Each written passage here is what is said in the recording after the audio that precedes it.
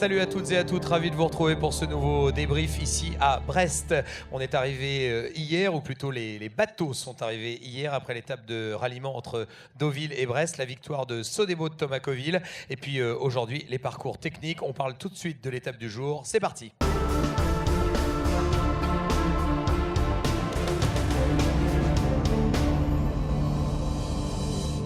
L'étape du jour, deux parcours techniques. On va en parler tout de suite avec notre premier invité, c'est Guillaume Béranger. Salut Guillaume. Bonjour à tous. Régleur de grand voile sur le bateau Oman Sails. Un début de journée parfait, une victoire dans la première régate. Et puis dans la deuxième régate, qu'est-ce qui s'est passé ? Disons que les avantages de la première régate, c'est-à-dire d'aller vite et d'être un peu loin devant, nous ont coûté une grosse erreur dans la deuxième. C'est-à-dire ? On a loupé stupidement une marque de parcours. Mais comment on loupe une marque de parcours sur un parcours technique, Guillaume ? C'était pas tout à fait un parcours technique puisqu'on avait un espèce de bord de reaching pour rentrer à l'intérieur du port pour faire un petit peu de spectacle. Voilà, une arrivée décalée comme on dit. Voilà, exactement. Et nous aussi, on était un petit peu décalés puisqu'on n'est pas allé sur la première bouée de chenal. Donc voilà, on a dû faire demi-tour et on a perdu 4 places. Ah vous avez perdu surtout la victoire parce que vous meniez vraiment tranquillement, on va dire. Vous étiez bien devant, il y avait de la lutte derrière, mais on s'inquiétait pas trop pour cette deuxième victoire. Ça aurait fait le doublé aujourd'hui pour le Team Oman Sails, ça aurait été parfait. Oui, exactement, mais bon, peut-être un peu trop tranquillement. Du coup, grosse erreur, quoi. Comment ça a réagi à bord quand vous vous êtes rendu compte de ça et que vous avez perdu 4 places ? En fait, il y a beaucoup d'anglo-saxons à bord. C'était un équipage essentiellement anglo-saxon, donc je ne pourrais pas répéter le mot qui commence par un F et qui finit par un K. Il a été prononcé beaucoup de fois en très peu de temps. Ouais, et tu nous disais justement avant qu'on commence que tu avais pu tester la résistance du bateau, parce qu'il y avait eu beaucoup de pieds tapés par terre d'énervement, je crois. C'est vrai que, il fallait évacuer vite la pression de cette grosse erreur et on a bien réagi parce qu'on a quand même réussi à regagner une place quelques secondes après. Malheureusement, on fait une faute sur Sodebo, donc encore une pénalité. On repère du terrain, mais on a réussi sur la fin à doubler Bred. Donc c'est un petit bien pour un gros mal, mais bon. En tout cas, déception sur la deuxième, mais belle victoire sur la première manche aujourd'hui. Donc bravo en tout cas pour la première partie de la journée. Et puis comment on se sent à bord de Team Oman Sails ce soir à Brest ? On se sent beaucoup mieux que hier soir à l'arrivée du ralliement parce que je veux dire on joue avec place de 8. Des très bons bateaux au classement général et on fait une très mauvaise étape. C'est vrai qu'aujourd'hui, le fait de remporter la première manche et de presque pouvoir faire pareil sur la deuxième, ça remonte le moral. Donc la route est encore longue et on peut viser une bonne progression. Ok, on va en tout cas vous suivre encore. C'était Guillaume Béranger pour les réactions juste après cette étape. Tu salueras nos amis anglo-saxons de ma part. On va tout de suite faire un point sur l'équipage ici à Brest. C'est parti, c'est la deuxième partie de l'émission.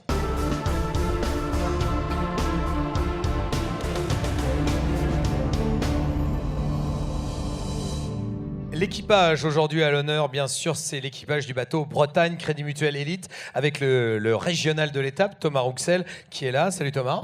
Bonsoir. J'allais dire bienvenue chez toi, il faut bien parler fort dans le micro. On est ici à Brest, c'est la ville que tu connais bien, tu y habites, c'est ça, ou tu y es né ? Raconte-nous. Alors non, je suis pas originaire de Brest, mais j'y ai vécu de longues années. Je suis arrivé ici pour faire de la voile, puisque j'étais en sport-études ici et j'ai fait ma fac ici, donc voilà. Et tu t'es retrouvé sur le bateau Bretagne, Crédit Mutuel Élite. Comment ça se passe à bord de ce bateau pour toi ? Ça se passe très bien. Moi, je suis au réglage de foc, donc j'essaye de faire avancer vite le bateau. Et pour le moment, ça se passe plutôt bien. On est deuxième au général, donc c'est une bonne performance. Oui, parce qu'on parle beaucoup de la vitesse. C'est ce qui prédomine cette année sur le Tour. Visiblement, les bateaux qui vont vite font la différence, notamment Groupama, parce qu'il est leader au classement général. Mais vous, derrière, vous n'êtes pas loin et vous n'avez pas dit votre dernier mot.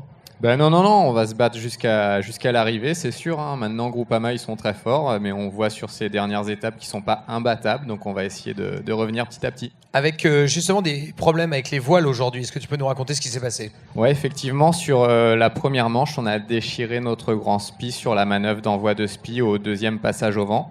Donc on a fini la manche avec le petit spi, ça nous a fait perdre quelques places, et puis on a pu réparer avec du scotch entre les manches pour enchaîner la deuxième avec le spi réparé.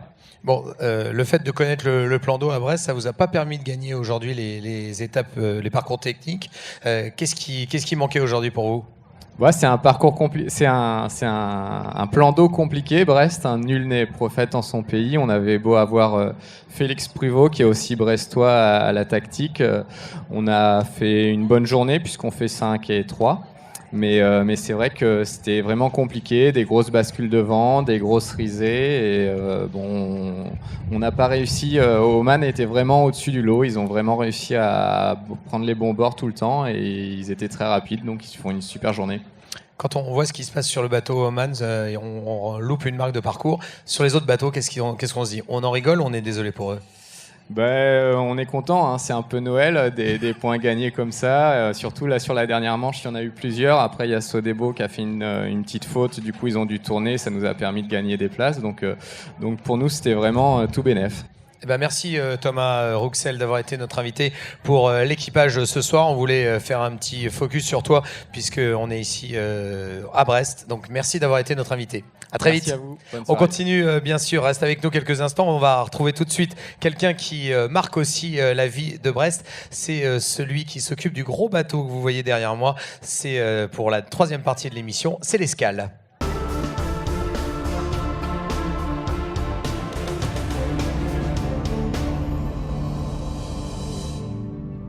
L'Escale ce soir à Brest avec ce monsieur qui se trouve à côté de moi. Et il s'agit du commandant Thierry Choquet qui s'occupe du bateau l'Abeille Bourbon. Bonsoir Thierry. Bonsoir. Merci tout d'abord d'être là parce qu'aujourd'hui c'est une journée assez exceptionnelle. On peut visiter ton bateau, c'est très rare ça. Tout à fait, on organise des visites 4 fois par an. Exceptionnellement, on fait une 5e visite pendant le Tour de France à la voile. Avec beaucoup de monde au rendez-vous pour visiter ce bateau. C'est un remorqueur, c'est le ou l'un des plus gros du monde. Du monde, je ne sais pas, mais tout du moins d'Europe. Avec l'obligation, dès qu'il y a un problème en mer, d'aller sauver les bateaux qui sont en perdition. Voilà, alors notre rôle, donc on fait partie d'un groupe qui s'appelle Bourbon. Le remorqueur est affrété par l'État français sous le contrôle opérationnel du préfet maritime. Avec justement quelques cas, j'imagine, assez impressionnants, parce que vous êtes capable de remorquer, par exemple, le plus gros tanker du monde, vous êtes capable de le remorquer avec ce bateau. Alors, il y a 4 mois, on a fait un exercice avec le plus gros porte-conteneur du monde, le Marco Polo, qui fait 16 000 boîtes. Voilà, on a fait un essai de traction, ça s'est très bien passé. Sans problème, quoi. Ouais, on avait des conditions correctes, on avait 25 nœuds de vent, quoi. Donc ça allait, quoi. Ouais. Vous êtes paré à tout, hein, on m'a dit, problème chimique, incendie, remorquage, vous pouvez tout faire. On peut intervenir sur n'importe quel navire. Et vous avez la possibilité aussi de recueillir des naufragés aussi. Tout à fait, on peut embarquer 300 naufragés. Ouais. On a la capacité de récupérer toutes ces personnes. Avec vous aux commandes, tout en haut dans la cabine. Supérieure, ouais. Voilà, on a pu voir quelques images là, justement. On voit que c'est absolument incroyable l'intérieur, c'est ultra moderne. Ultra moderne et 12 personnes à bord. Avec 12 personnes qui gèrent ça. Et une petite anecdote, lorsque vous mettez les jets d'eau en route pour éteindre les incendies, si les moteurs sont arrêtés, vous reculez à une vitesse de 3 nœuds 5, ouais. 3 nœuds 5, Ouais. 4 nœuds, tellement la pression est forte. C'est absolument incroyable. On a donc les canons que vous voyez à la passerelle supérieure, on ne les voit pas très bien en rouge, en fait sont alimentés par 2 pompes de 4000 m3 chacune. Voilà, avec 4 moteurs à l'intérieur du bateau. Voilà.